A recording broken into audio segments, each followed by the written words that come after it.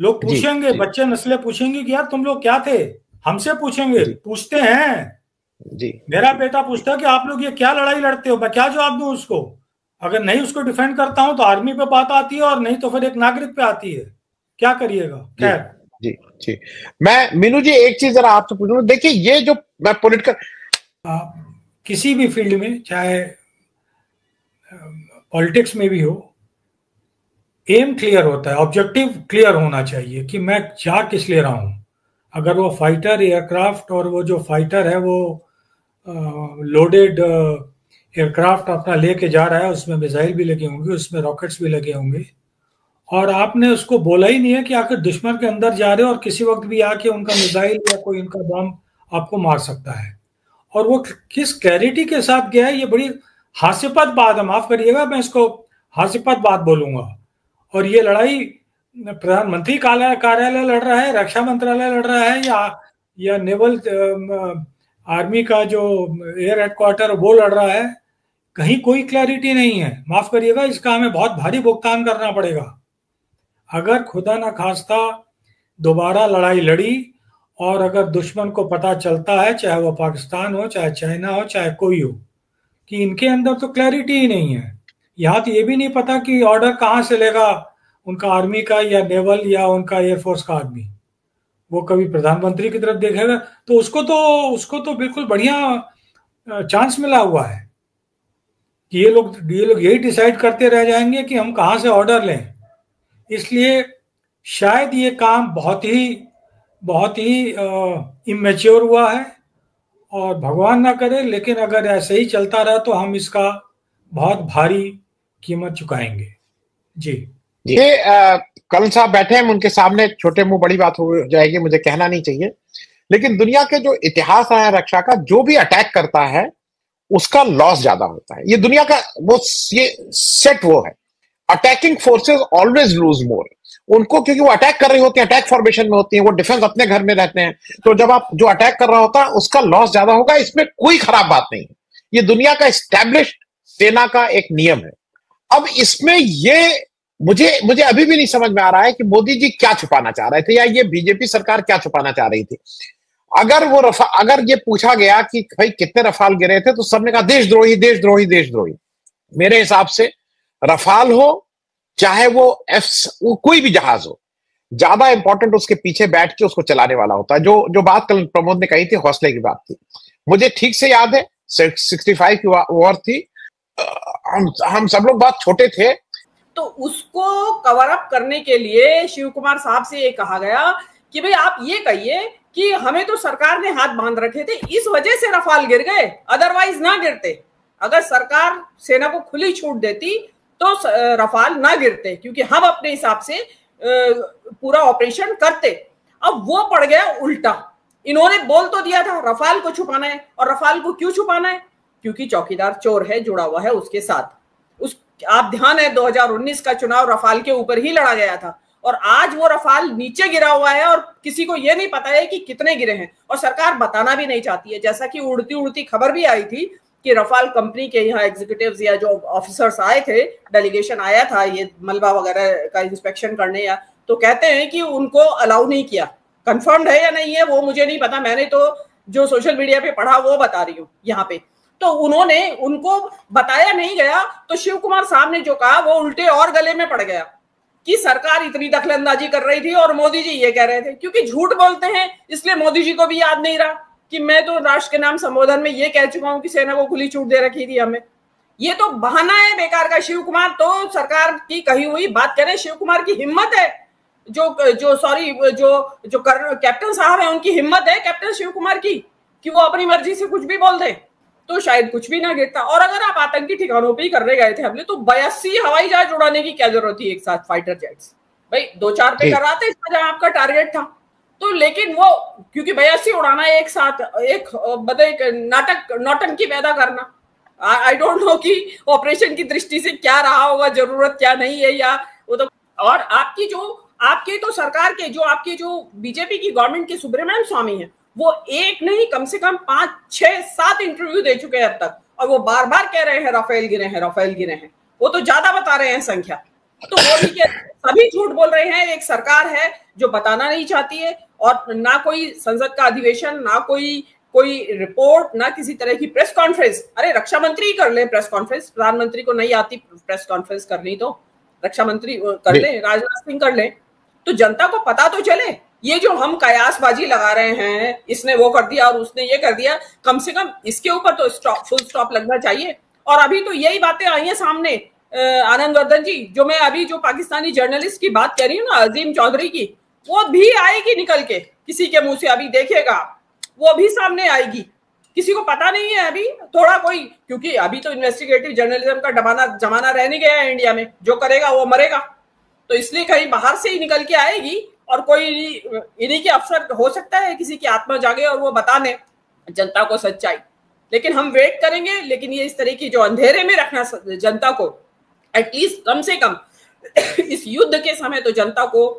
फिर वो कह रहे हैं कि however not every border crossing automatically constitutes war. For example, accidental crossing war नहीं है, authorized crossing war नहीं है, non-state actors, terrorists war नहीं है, but if an unauthorized border crossing by armed forces, especially with the hostile intent, is often compliance तो कर दी थी आपने सीज फायर किया जब हमारी सेना इतनी हैवी क्लिप्स पर हैवी एम्यूनिशन, दुश्मन तैनात खतरे के साथ लड़ते लड़ते मर के ऊपर पहुंची, तब तक आप लड़ाते रहे। और जब कमांडिंग पोजीशन में पहुंच गए तब आपने सेव पैसेज दे दिया, और संसद के अंदर बयान दिया गया था कि जो हमने आखिर सैनिक को जाते हुए देखा था। रिश्तेदार थे तुम्हारे। अरे ये भाजपा है और ये पाकिस्तान है, इनके 36 के 36 गुण मिलते हैं, इनके 36 गुण मिलते हैं। ये वॉर नहीं कर सकते हैं।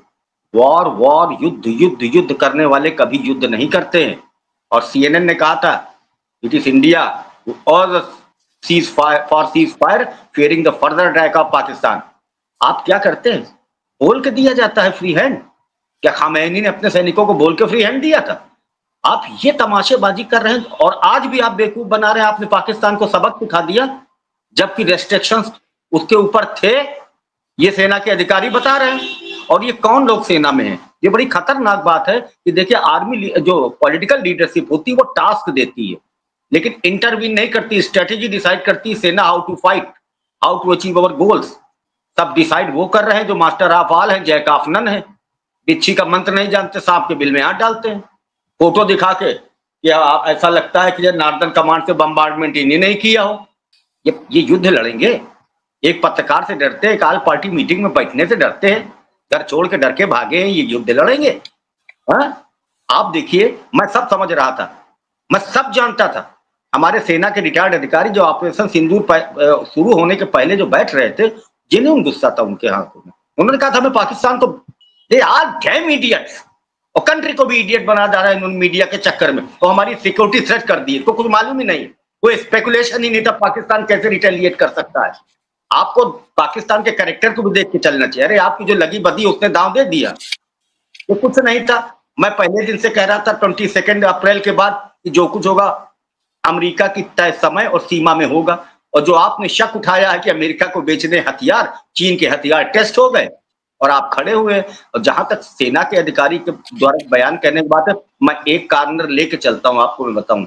ये बयान 10 जून का रिकॉर्डेड है और ये कहा गया है, डिस्क्लोज हुआ है कल। मैं एक चीज जलील साहब पूछना चाह रहा हूं, क्योंकि ये सारी चीजें रिलेटेड है। पुंछ में जब हमने किया, उसके रिटेलिएशन में उधर से भी गोलाबारी होगी।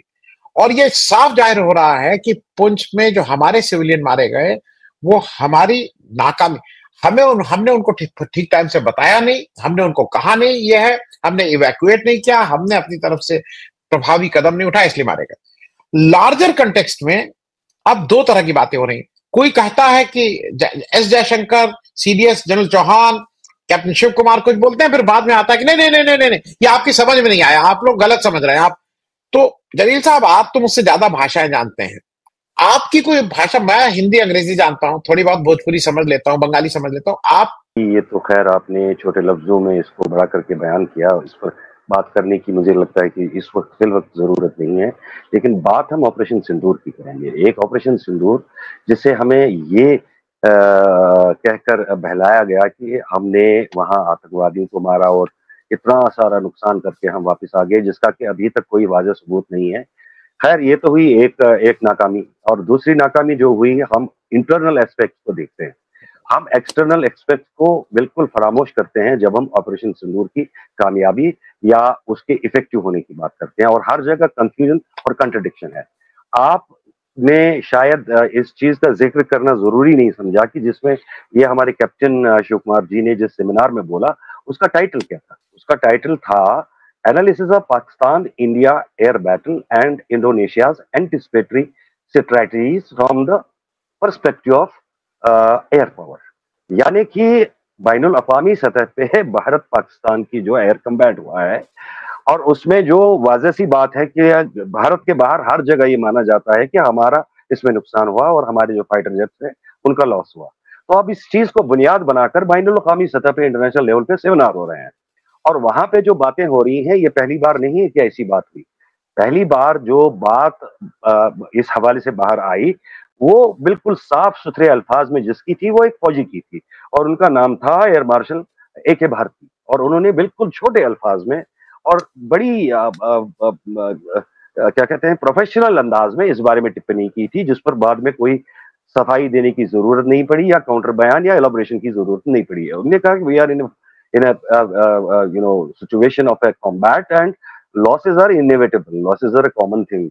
ये आम सी बात है कि इसमें नुकसान हो सकता है। खैर, न उनको जहाजों के गिरने की तादाद बतानी पड़ी और न किसी चीज को छुपाने की पड़ी, और उन्हें 2 अल्फाज में, 2 सेंटेंसेस में सारी सूरत हाल बयान कर दी। उसके बाद सिंगापुर में एक कॉन्फ्रेंस में हमारे जो CDS हैं, उन्होंने बताया कि ये जरूरी नहीं है कि जहाज कितने गिरे, ये बताना जरूरी है कि जहाज क्यों गिरे। तो इस तरह आहिस्ता आहिस्ता अब जो बात आ गई है, वो बात आ गई है कैप्टन शिव कुमार तक।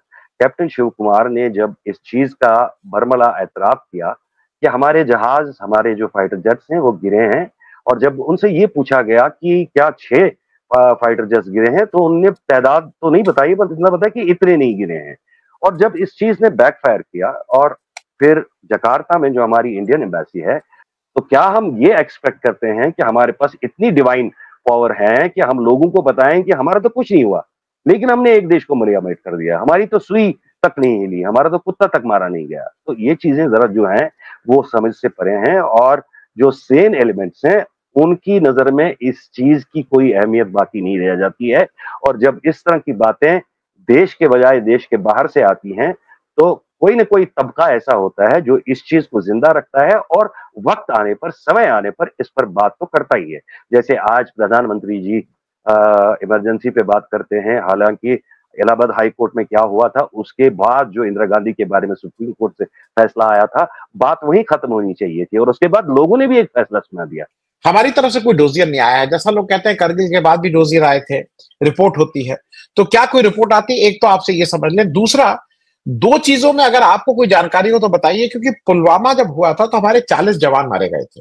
तो उस 40 जवान में हम घर में घुस के मारेंगे, हम एक के बदले 300 मारेंगे या एक के बदले 1000 मारेंगे, इस तरह की बात की काफी इलेक्शन रैली में बात हुई थी। तो क्या आपके पास कुछ ये खबर है कि पुलवामा के बाद जब हमने घर में घुस के मारा तो हमारे 40 जवान के बदले उनके कितने जवानों का? क्योंकि मैं यहाँ सिविलियन पे मार रहा हूं, ठीक है, अभी सिविलियन की बात नहीं करते हैं, हम केवल जवान टू जवान बात करते हैं। गलवान में हमारे 20 जवान मारे गए थे। चाइना का उसके बाद स्टेटमेंट आया था कि उनके 4 जवान उनके भी शहीद हुए थे, या अब मर रहा, क्योंकि हम अपने को शहीद, तो हालांकि जवान तो कहीं का भी वो शहीद, वो अपनी मातृभूमि की रक्षा के लिए होता है। मैं इस रेफरेंस में, क्या गलवान के बाद हमने उसका 20 जवानों का कोई कुछ है आपके पास इंफॉर्मेशन, कोई डोजियर है कि हमने एज रिटेलिएशन, एज उनको क्या किया? और पुलवामा में भी, और ये क्या है, डोजियर और रिपोर्ट आना एक फौज में एक रूटीन काम है, और इस बार ये रिपोर्ट आएगी या नहीं आएगी, या पुलवामा के बाद आई थी या नहीं आई थी, गलवान के बाद आई थी, थोड़ा आपसे समझ लें। कंफर्म हो आनंद वर्धन जी, इसकी रिपोर्ट क्या आएगी, क्योंकि उसमें हो सकता है अगर रिपोर्ट आई थोड़ा और समय लगेगा। सवाल ये है कि आप ये पुलवामा और ये जो पहलगाम में हुआ है, पहलगाम, हाँ गलवान नहीं, अच्छा जी जी जी, पहलगाम जो हुआ है, पुलवामा और पहलगाम के अंदर सिमिलरिटी देखिए। पुलवामा देश के चुनाव होने वाले थे, और जब मेरे पास कुछ बहुत ज़्यादा बोलने के लिए या दिखाने के लिए नहीं होगा तो मैं आपका दिमाग दूसरी जगह ले जाऊंगा। आप नेशनल हाईवे, मतलब वो जो सड़क जा रही है वैली के अंदर, वो एकदम बीचों बीच में से जा रही है, और वहां पर आपने 40 आदमियों को बम से उड़ाया। जिसने भी उड़वाया उसमें हमारा क्या रोल था, क्यों नहीं उसकी जांच हुई आज तक? सवाल ये मुल्क जानना चाहता है कि आखिर हर नागरिक जानना चाहता है कि उसकी जांच क्यों नहीं हुई। आज उसी का नतीजा है पहलगाम, और फिर आप नाटक कर रहे हैं। माफ करिएगा, ये सरासर नाटक चल रहा है। मैं तो कहता हूं ये जो 500 550 MP हैं वो खुल के पूछे अपनी सरकार से, ये नाटक बंद करें। और ये हुआ था, ऐसा नहीं है कि नहीं हुआ है, 62 में हुआ था। हमारे पिता सांसद थे और वो बचपन में हम लोग को बताए थे कि भाई ये हुआ था, हमें जवाब देना पड़ता था। क्या नाटक चल रहा है, कब तक? चलिए सैनिक है वो तो, और 10 अगर मारे जाएं, 100 मारे जाएं, नहीं फर्क पड़ता। लेकिन ये मुल्क रहेगा कि नहीं रहेगा? अब तो ये हो गया है, आप संविधान से खेल रहे हैं, आप आर्मी से खेल रहे हैं। माफ करिएगा, किसी दिन सभी नहीं आर्मी सरकार की भाषा बोलेंगे, एक आधा आदमी बोल लेगा उसको, जिसको आगे सब नहीं बोलेंगे और हमेशा नहीं बोलेंगे। मत करिए, खेल मत खेलिए, बहुत नुकसान हो जाएगा हमारे देश का। चीन भी आंख लगा के बैठा है, पाकिस्तान भी बैठा है, और उधर अमेरिका को तो खेल नहीं है, उसको पैसा चाहिए, चाहे हम फ्रांस से खरीदें चाहे हम अमेरिका से खरीदें। राफेल, मैं नाम नहीं लूंगा, लेकिन जब ये राफेल खरीदी जा रही थी तो एक बहुत सीनियर आदमी DRDO का, जब एकदम से टीवी में खबर आई तो उसके मुंह से निकला, उस वक्त के रक्षा मंत्री बोलते हैं अरे 18 ले लिए गए। मतलब रक्षा मंत्री को भी नहीं पता कि कितने राफेल खरीदे जाएंगे, किस रेट पर खरीदे जाएंगे। ये क्या नाटक चल रहा है, क्यों षड्यंत्र हो रहा है देश में? मत करिए खेल। आप मुझको चुप करा सकते हैं, डरा सकते हैं, अभी आप मेरे पास 5 फोन करा देंगे, मैं सोचने लगूंगा यार ये क्या हो गया, लेकिन मत करिए, ये हमारे लिए बहुत भारी पड़ने वाला है। और नंबर 2, आखिरी जवाब क्यों नहीं देते हैं? पुलवामा का जांच क्यों नहीं हो रहा भाई? उसकी रिपोर्ट कहाँ है? और कमाल की है ये संसद कमाल की है कि सांसद मुंह चुप करके बैठे हुए हैं। एक जनरल त्रिपाठी थे, उनके लड़के भी सांसद हैं, उनसे भी पूछा जाता है कि भैया ये तो बताओ, कोई नहीं बोल रहा है। बहुत भारी हम इसका कीमत चुकाएंगे। और आने वाली, जिस तरीके से नाजी सेना के बच्चे बाद में बोलते थे अपने बाप दादाओं को, एक तरीके से बोलते थे कि ये हमारे बाप दादा नहीं थे। 45 में हिटलर ने अपने आप को गोली मारी, उसके साथ उसके कई सारे जनरल ने अपने आप को गोली मारी, उसने अपने पत्नी बच्चों को मारा, और उसके बाद उन नाजियों के बच्चों ने बोलना बंद कर दिया आज तक कि हम उसको अपना बाप दादा नहीं मानते हैं। मत करो ऐसा कि आने वाली नस्लें तुमको अपना बाप दादा मानने से बंद कर दें। सुधर जाओ। आनंदवर्धन सिंह जी जी कल साहब, और मैं अभी भी जर्मनी में वो उस पक्ष को बात ही नहीं करना चाहते। वो उनका एक ऐसा स्याह पक्ष है जिसपे जर्मनी में जाइए, they don't want to talk. मतलब वो यहाँ से आप बन रहा है, यहाँ पे भी स्याह, जी वो हालात बन रहे हैं। लोग पूछेंगे, बच्चे नस्लें पूछेंगे कि यार तुम लोग क्या थे, हमसे पूछेंगे, पूछते हैं जी। मेरा बेटा पूछता है कि आप लोग ये क्या लड़ाई लड़ते हो, मैं क्या जवाब दूं उसको? अगर नहीं उसको डिफेंड करता हूं तो आर्मी पे बात आती है, और नहीं तो फिर एक नागरिक पे आती है। क्या करिएगा? खैर जी जी मैं मीनू जी एक चीज जरा आपसे पूछूं। देखिए ये जो मैं पॉलिटिकल, मुझे अभी भी नहीं ये समझ आता कि Modi ji can get away with anything. ये तो इनकॉम्पिटेंस की हद है। आप ऑल पार्टी मीटिंग बुलाते हैं, उसमें आप प्रेजेंट ही नहीं होते हैं, you are not present there. आप संसद का विशेष अधिवेशन नहीं बुलाते हैं, आप वहां से भाग जाते हैं। मैं ये बात इसलिए कह रहा हूं कि पॉलिटिकल क्वेश्चन है, आप इनको, आप इलेक्शन जीत सकते हैं। हो सकता है आप ऐसा कुछ मामला कर दें कि आप अभी नया जो इलेक्शन रोल कर रहे हैं, आप अगले 100 साल तक आप वो कर दें कि एक बार इलेक्शन होगा, आप ही मोदी जी वो अगले 100 साल के लिए प्राइम मिनिस्टर बन जाएंगे। मैं ये सारी बातें मानता हूं, लेकिन इसके अलावा आपको कहीं ना कहीं आके, लोकतांत्रिक देश है, अभी इलेक्शन 4 साल बाद है, आप ऑल पार्टी मीटिंग में क्यों भागे? इसका जवाब नहीं पूछा जा रहा है, ये क्वेश्चंस नहीं बन रहे हैं। हम और आप, वी आर फेलिंग एज